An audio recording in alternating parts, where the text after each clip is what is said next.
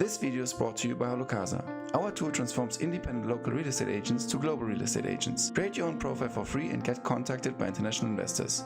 Sign up with the link in the description. Hello and welcome everyone to our 123rd session of Holocasa. My name is Michael and today I'm talking to Myron Welik from Montreal, Quebec in Canada. Myron has over 50 years of experience, has started many businesses, hit rock bottom and reinvented himself after losing all his money.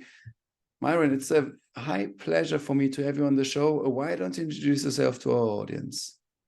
Yeah, well, it's not always, I have to tell the audience, thank you very much for having me. It's not always I talk to someone based in Lisbon and one of my favorite cities. So it's also a pleasure to meet you. So everybody should know that it's 9 o'clock at night in Lisbon and you're in Lisboa, as they would say, and it's Portugal, a most beautiful country. I'm great and I really appreciate the opportunity. Thank you, Michael.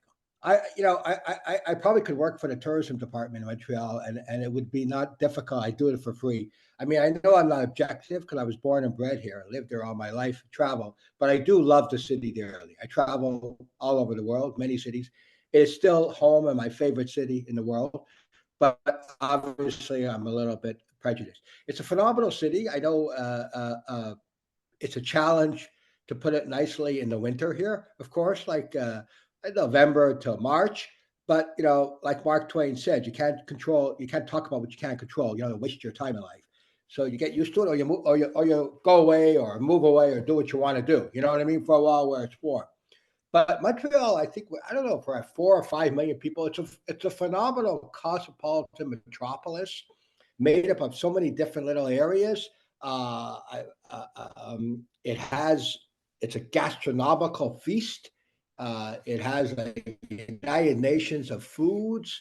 And the great thing about the foods here in Montreal is extremely affordable, Mike. It has its better so-called, well, I don't know if they use the word better, more expensive restaurants. Better doesn't mean more expensive, more money, because the great food is very well costed and tremendous variety of little restaurants in Montreal. Almost everything you can think about, including, of course, Portuguese food, which is very popular. It also, as I understand, overtook Paris recently as the #1 student city in the world.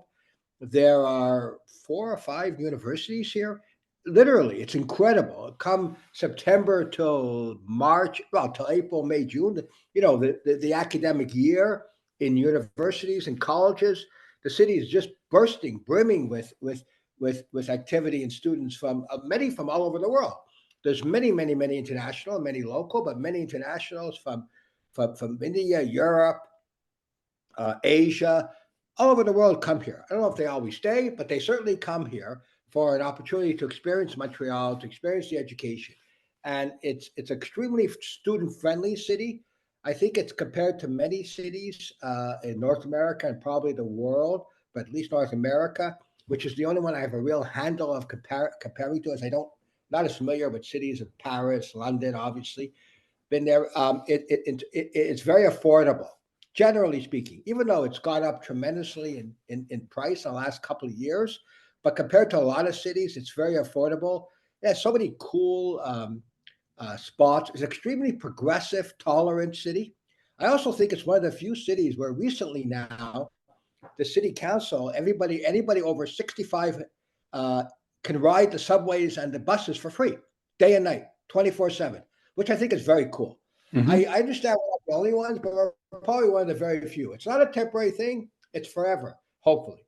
I think that was a great thing that the mayor did, quite frankly. 65, not 95, 65. So, we have a great transportation system, phenomenal transport, metro. We just began, I think you may read about it. They call it, for the acronym is REM, which is above ground subway, basically. Brand new, just started in certain parts of Montreal, and eventually it's going to connect the airport directly to downtown the next 2, 3, 4 years by 27, which is going to be phenomenal for people coming here because you can get there in 20 minutes or 15 minutes and you don't have the same traffic issues and all that. So I think and it's going to parts of the city where the metropolis of Montreal, where it's badly needed. So that's a great asset. Again, the arts, cultural scene, it's a very progressive city, which is very important. Of course, come April, May, the festivals, it's the king of festivals in the world. The world's largest jazz festival is here, largest jazz festival. I know Switzerland has a phenomenal one, but I think Montreal's the world's largest comedy festival is here. It goes on and on. We kind of make up for being hibernating a bit in the winter, if you do hibernate. So the city literally explodes with its love and energy and creativity come April, May, Mike, till about now. You know what I mean? And then it gets a little tougher because all the festivals take advantage. They're not all outdoors, but they take advantage of the good weather and marathons. As far as real estate is concerned, just tell you, it's got tremendous value compared to most Canadian and American major cities. You compare Toronto, Vancouver, New York, Chicago, LA. The rentals, the purchase prices, it still has tremendous value compared to most places. So it's attractive, and I think for people who maybe are not as familiar with Montreal, particularly Americans, they automatically gain 35-40% of their exchange, which is tremendous, and it's tremendous value in terms of buying apartment buildings here, condos, etc. I don't know if that helped. Absolutely. Can you give us an overview on the neighborhoods upcoming, maybe already a little bit saturated? Where do you think it might be interesting to buy? And also maybe a little bit regarding commercial versus residential, so that we have like also an overview of the living situation and also of upcoming neighborhoods versus saturated ones. Yeah, there's again, there's a lot of new development. Yeah, there's projects area called the Le Plateau, which is kind of like the near the downtown area. I'm trying to think. There's an area called Rosemount here, which is a great little suburb I find. There are areas which is near the main Rue Saint Laurent. Sorry, I'm trying to remember all of them right now. There's a lot of in the surrounding area of the downtown core.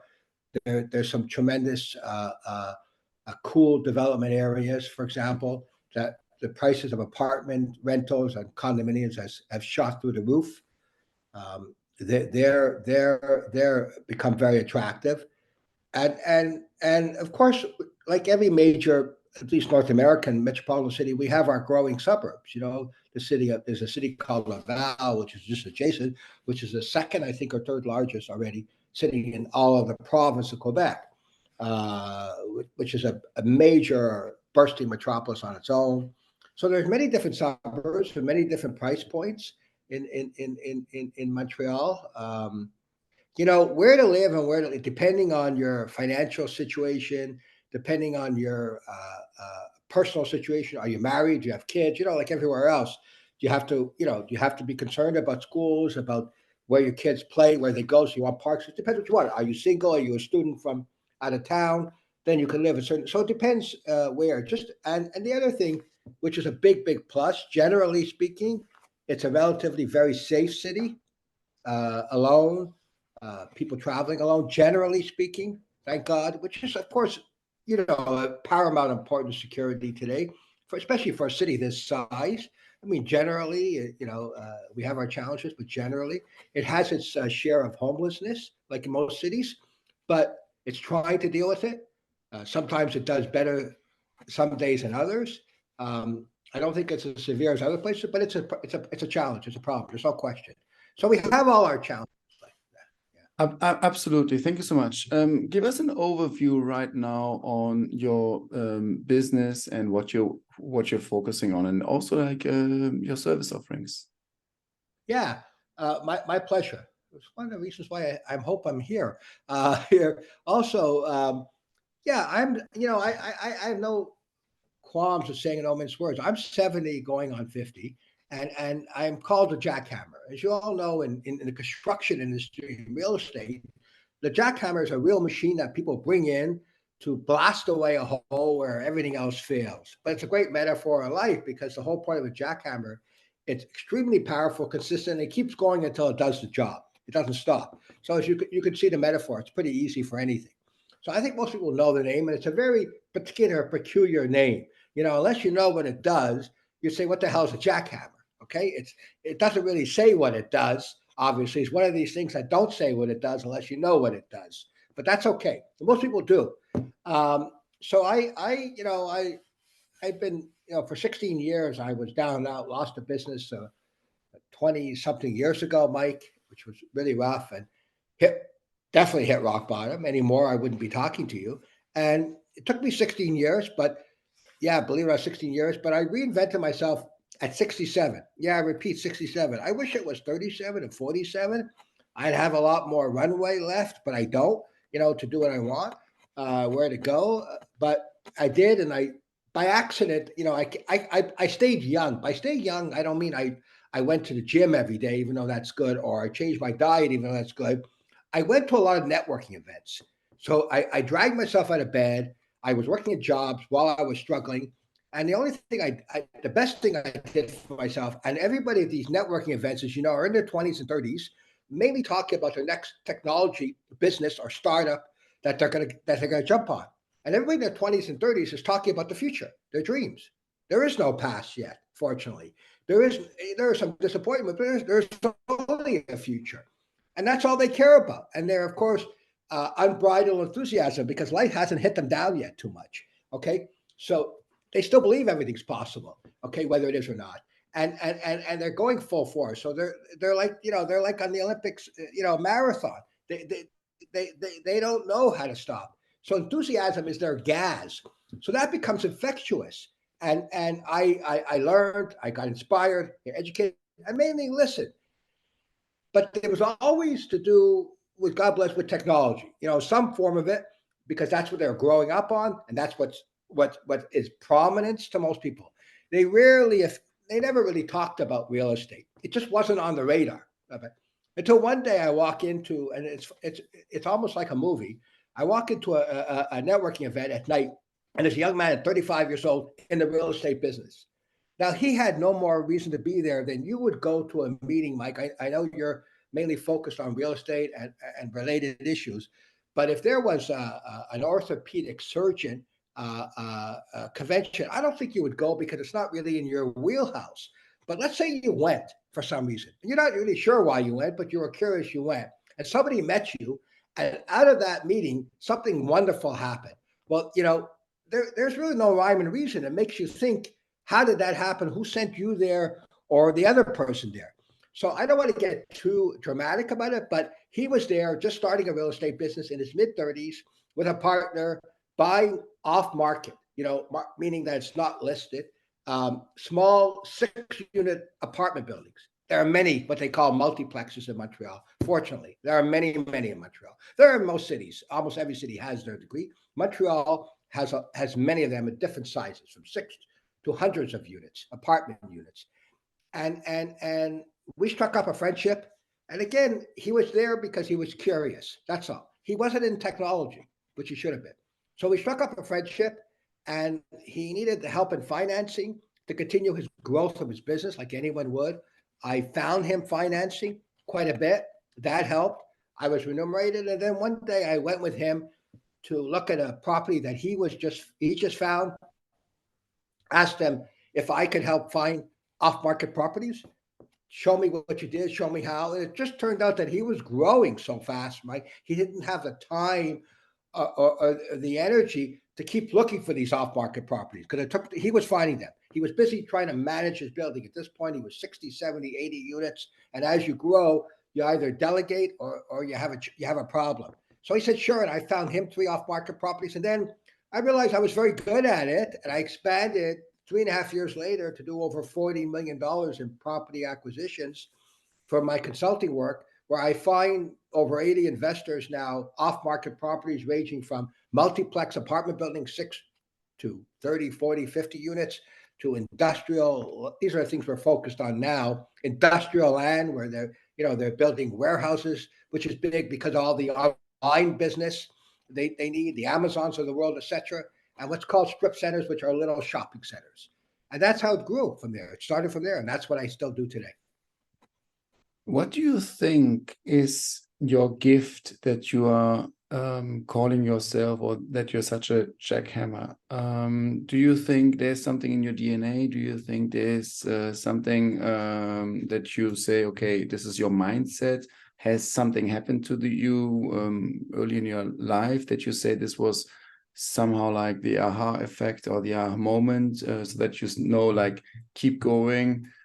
Energy is basically like attracting energy, and once you stop going, the energy also fades? Or do you have like another methodology there? I'll answer it bluntly. It had nothing to do with DNA, skills, or experience. It's called desperation and fear.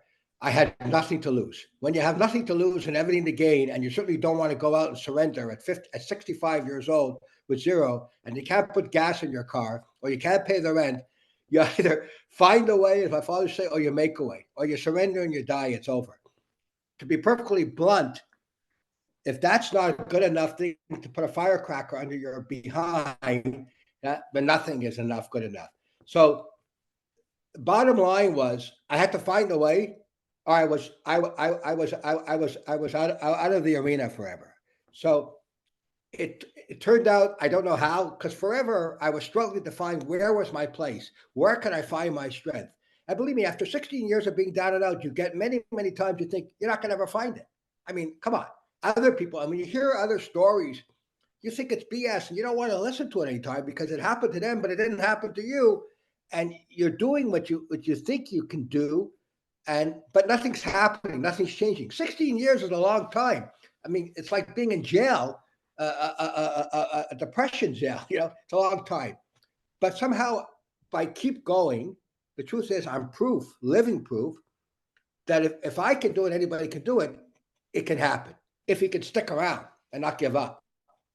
Do you allow me to ask you what exactly happened specifically in order to lose the money, and what does rock bottom exactly look like? And My business was just, I didn't adapt it, I didn't change it, I didn't progress with the times, I didn't diversify. I made a lot of mistakes, and I lost it. That was it after 20 years. so you also lost entire money, like you were I lost some money, but I lost, more importantly, I lost myself. Most important, because I had no idea the devastation. I lost myself. I have to tell you one thing. I was fortunate. I've been married to a woman from Brooklyn, New York for 36 years, and love kind of helped me get through it too. It wasn't, at the end of the day, I know it sounds like a poor romantic movie, rom-com, but in this case it's true. But it wasn't, that wasn't, I still had to do what I had to do. But having somebody who doesn't abandon you and is still there and believes in you, but you still got to do it yourself. You still got to walk that walk, talk that talk. Her or no one else can do it for you. That can help, but it can't. It's not a solution, and it can't fix it for you. You either can fix it or you don't fix it. That's not by itself. While it's a tremendous support and boon, and all day long, much rather have it than not. That will not make the difference for you. You make the difference for yourself, or nobody else will. Because if you're not happy with yourself and miserable with yourself, unsuccessful, there's nothing anybody can do for you, even someone that loves you. You have one. You had one position where you were very focused on cold calling, which also allowed you to close a deal between Heid Klum and New Balance, and it was like, right, I think 2008 or 2006. 2010, well, correct. Yeah. First and foremost, I have a huge respect for people being very good at cold calling, because I know it's a skill, and I know I'm not good at it myself. Can you share us like some techniques that or tactics what you say, okay, this is actually, you have to, I don't know, you have to be good at it, you have to do X, Y, Z in order to make sure that you get a hold of the person on the other side of the line? All I can say is you have to be like an army tank. You keep going. You don't take anything personally. Whoever says no, you believe that all you need is one yes or two yeses, but you need 1,000 phone calls for it. And when it's done, it's done. And you can't do it for too many hours because you're going to blow your brains out. That's all I can say. And you keep in mind your objective. Why the hell are you doing it? It better be strong enough. I like that. Thank you so much. Well, the other thing is when I got New Balance, uh, uh, I was excited and motivated because I believed in what I was doing. I had Heidi Klum because the person I worked for had the license, but I needed to get the counterpart. So I knew it made sense, and I was right. I also have reached out to big companies like Sesame Street and Martha Stewart, FIFA. So I don't reach out to call asking for coffee. I reach out because I believe in my heart somewhere, somehow, if you make sense, if you have something to offer them, the biggest challenge is getting the right person to listen to you. That's the biggest challenge. I've never had a warm introduction. They've always been cold. There are not one of these. There are many different people that you can reach out to. So if 20 or 30 or 50 don't talk to you, don't answer the call, but if only one in that area does, then you break down one wall. Then you take that kind of like that's an achievement and you leverage that and say to the rest of the world, okay, I've now brought New Balance on board. What do you think, Mr. Nike or someone else on that? That's a hell of a lot better than saying, because they don't know you, but they certainly know New Balance or Heidi Klum. They don't give a damn about you. And that's a big weapon in your arsenal. Okay. The challenge is to get the first big one if you can. It takes a lot of perseverance, hungriness. It's not fun. I still hate it, but I had no choice. I have to do what I have to do, to use a cliche. And it for the most part, you have to, it worked because you don't need too many wins to be extremely successful. Fast forward now to your real estate business. Give us an overview right now about the services you're offering and also your portfolio and how you're working with your clients and what are basically the service offerings you are pursuing. Right. Of course. Well, my clients are investors, mainly in their 30s and 40s. So they're dedicated long term. Real estate is a long term game, as you know, and you can't be afraid of some risk because then you can't be in real estate. Money goes there, you don't see it right away. It's not like a bank account, and if you can't do that and wait 15, 20, 25 years and build over time, you shouldn't be in real estate. So they're all in their 30s and 40s. It's a long term game for the most part. I don't have any older. And my responsibility, my job, I only win if I find them a property that they're going to buy and make some money. I only get, remunerated. So I work with a whole plethora of people to try to find them off market, not listed, apartment buildings or industrial sites, and introduce them to it, and to hope that at least one of them, after many sending their way, because you have to send many to get one, they will purchase it. That's what I do. I try to bring them, I have to also adapt to the times. What was so-called normal and acceptable in 2020, 21 COVID, where real estate, unlike most other industries, Mike, was exploding. It was not heard of. Actually, COVID, it's bizarre and perverse to say it, was a very positive thing for real estate. We did it, unfortunately, we're not like it did extremely well. It was on fire, as the expression says. Why was that? It's hard to say. Interest rates were extremely low as compared to what they are now, very low. Um, and Montreal was not atypical. It was typical of all North America. So the market was right. People weren't doing much else but renovating and buying. Lucky for them, they couldn't go anywhere or do much else. And it was kind of like ingredients for perfect weather, not a perfect storm, and it worked. People were standing in line to buy, and Montreal wasn't any different than most major North American cities. I don't know about Europe, but in most North American cities experienced the same thing.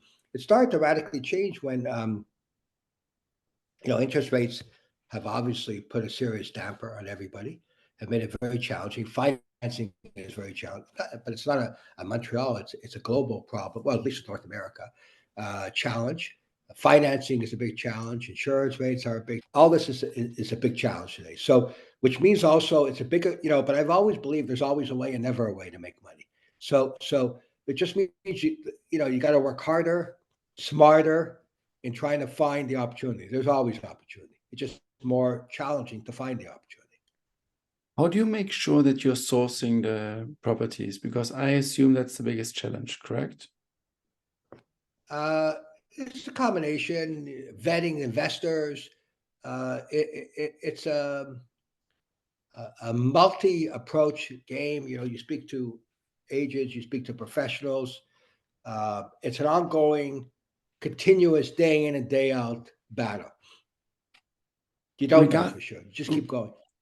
Regarding the purchasing process, is it similar to the US? They call it a promise to purchase, potentially. It's similar. I know they different terminology in the States, but I think bottom line, it's a similar thing.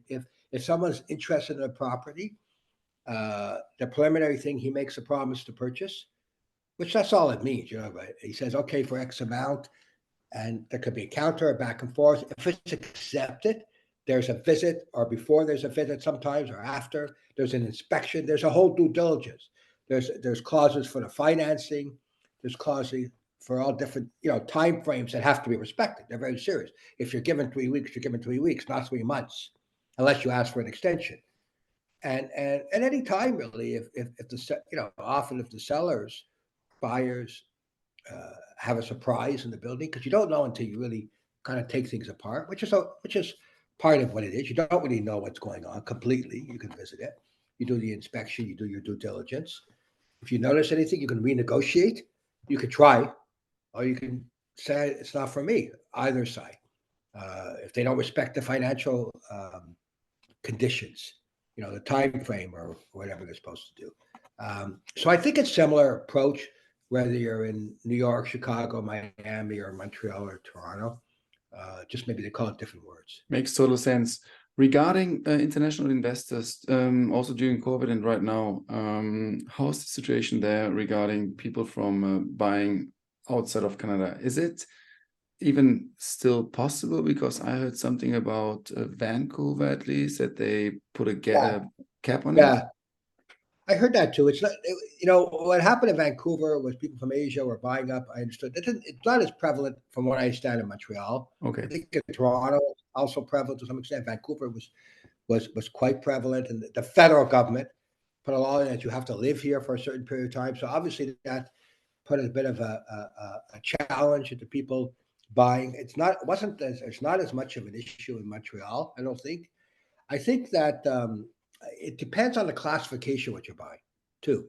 So it's not so black and white. Depends on the classification. Uh, Certain classifications, I don't know if the same law applies. I'm not that familiar with it because I don't deal with international investors, and I don't really plan to. I have enough on my plate and challenge in dealing with. I deal with Montreal area investors. I could deal with investors in cities close to Montreal, like Toronto, Ottawa, which I understand, and I have nowhere near begun to leverage all them, and probably never will. I do not deal with international investors, so my knowledge on that is minimal. Do you have any tips for first home buyers or general investors when investing in Montreal or also in general?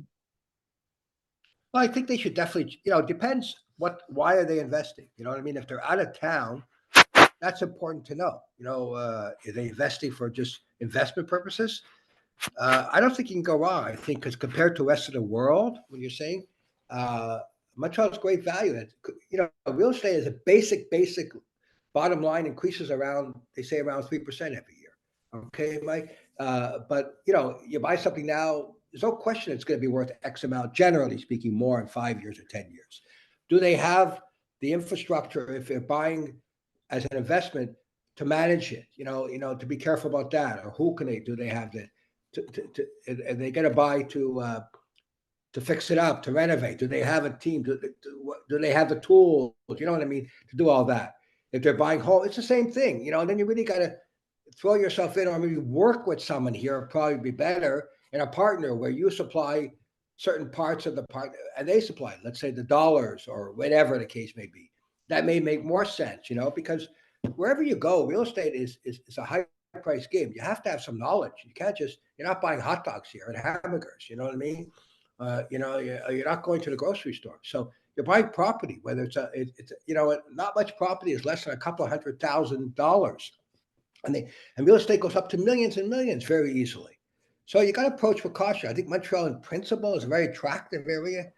I think it's undervalued. I think it's under the radar. I think it's a great potential if someone has the time, the means, and the real inclination. That's a big thing to ask for. Perfect. I know your time is limited, and I like to keep it short and crisp because you gave us a very good overview on the real estate market on Montreal. I know also that you have a huge track record and started many businesses, and especially the way that you guided us through the process of hitting rock bottom, which I guess, yeah, you don't wish many people, which is not a nice situation. Pardon me? I don't wish anybody. Exactly. And then going from there back to hustling your way up again. I think this is very inspiring. You also gave us a very nice overview on your service offerings and on the attractiveness of Montreal as a real estate investment location. How can people contact you if they would like to buy real estate, or also if they have something to sell?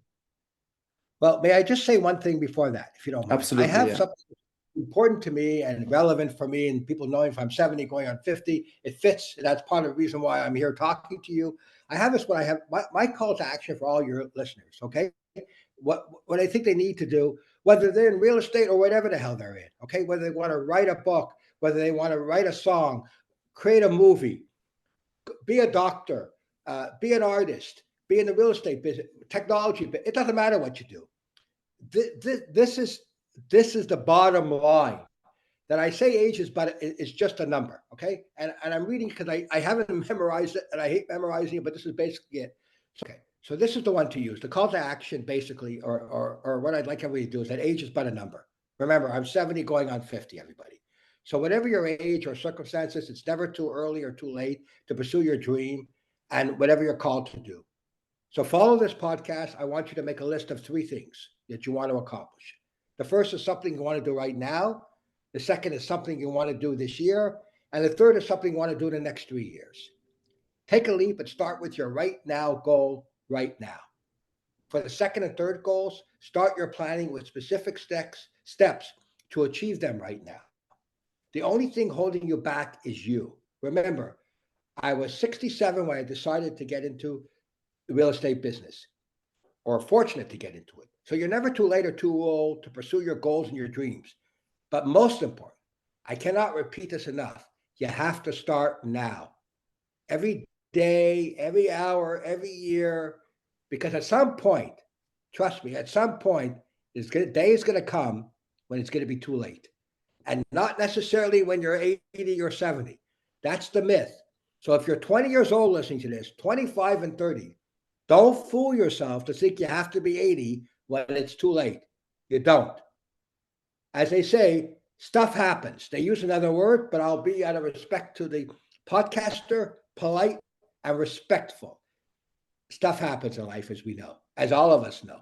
So whether you're 20 or 80, you got to start now. To reach me, they can reach me on LinkedIn. Be my pleasure. You have my contact. If not, I can send it to you, Mike.